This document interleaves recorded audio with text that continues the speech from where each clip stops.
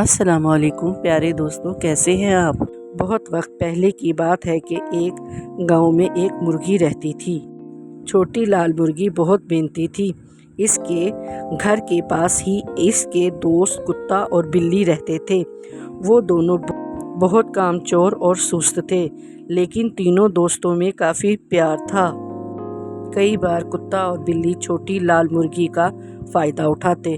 وہ محنت کر کے اپنا کھانا تیار کرتی اور یہ دونوں کھانے پہنچ جاتے۔ مرغی بھی دوستی کی وجہ سے انہیں کچھ نہیں کہتی تھی۔ ایک دن کی بات ہے کہ چھوٹی لال مرغی کھیتوں میں گھوم رہی تھی کہ اسے مٹی میں پڑے کچھ گندم کے بیج دکھائی دیے، جسے دیکھ کر وہ سوچنے لگی، کیوں نہ ان بیجوں کو میں کھیت بو دوں۔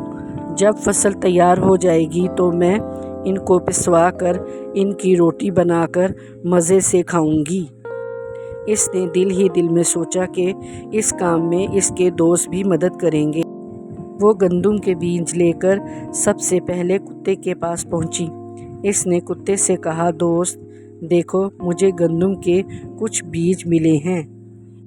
میں ان کو بونا چاہتی ہوں، کیا تم میری مدد کرو گے؟ کتے نے جواب دیا، نہیں، یہ میرے سونے کا وقت ہے اور مجھے بہت نیند آ رہی ہے، اس لیے میں تمہاری مدد نہیں کر سکتا۔ مرغی بیچاری گندم کے بیج لے کر بلی کے پاس پہنچی اور بولی، کیا تم بیج بونے میں میری مدد کرو گی؟ بلی بولی، اس وقت تو میں پڑوس کے گھر میں دودھ پینے جا رہی ہوں، مجھے بہت بھوک لگ رہی ہے، اگر دودھ نہیں ملا تو میں بھوکی رہ جاؤں گی۔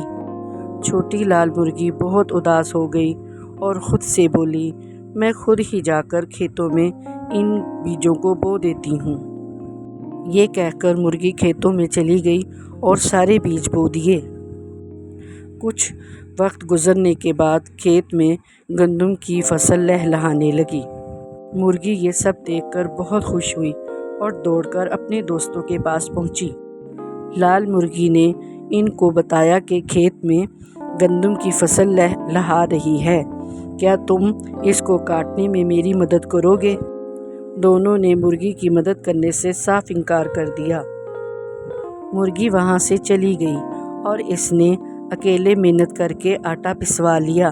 اس نے آٹے کی گرما گرم روٹیاں بنائیں۔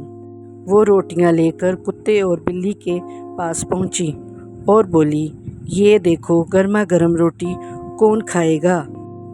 دونوں نے جلدی سے جواب دیا، ہم کھائیں گے۔